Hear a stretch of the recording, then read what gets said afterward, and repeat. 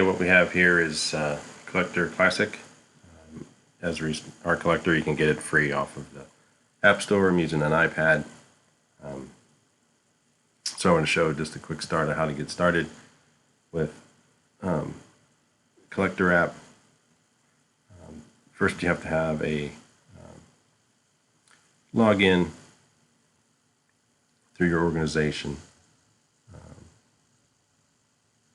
to get to the application. It's actually the map that's stored in Arc Online that then is connected through the Collector app. So once we log in, if I can find that, there we go. We'll be using the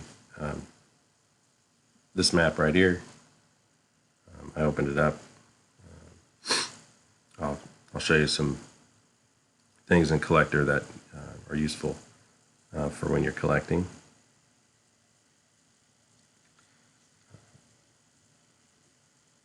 But what it does is this icon here puts you in a location where you're at.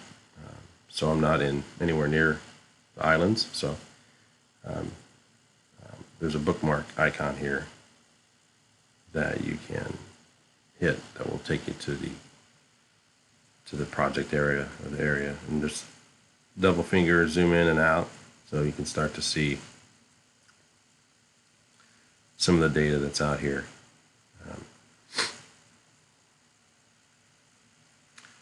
Also, you can hit the layers, little button at the top, and turn on and off layers if you like. You can turn all those on. I don't know if that really did anything. But we'll turn those on. Leave those on. You've got a search feature, a measure tool to the right, and a base map. So really the goal for this is to use to collect, and there's a flyout window here, so I'll get into that. So basically, if you want to collect a point and record a catch, you'll want to this is emulating a catch location. All these values are domained in here. A lot of them are. So it eliminates typing, which is a big time saver.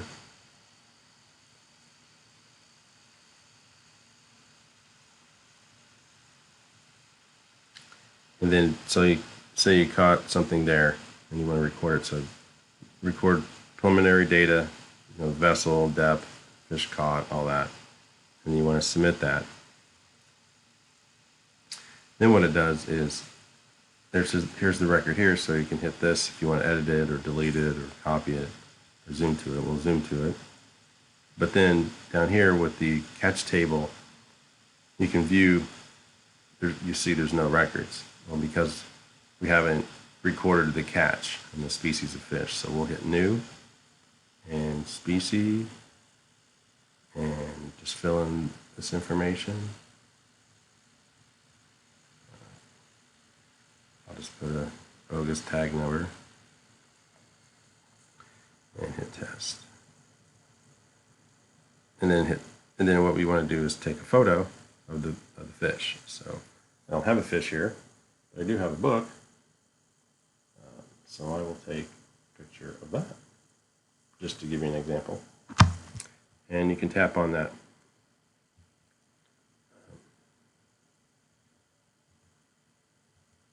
Tap on that photo and give it rename it. I like this feature. The rename feature is nice. So then there you go. And then you just hit submit. So this is related species table or catch table to the point feature.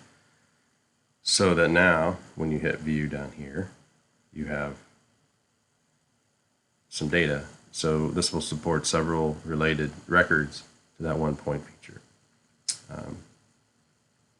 So to get out of that, you do that, and there, and then you You can hit maps and it'll go back to the maps. One thing I wanted to show you too is there's my organization and settings. Basically, you just want to make sure that the defaults are there: single, preferred size medium of photos. You can do larger, but it's also going to take more data. Pretty much all the rest are by default. And then talks about your organization here a little bit. But really at the end, when you're done, you want to just sign out. I hope this is useful for you out in the field. Thank you.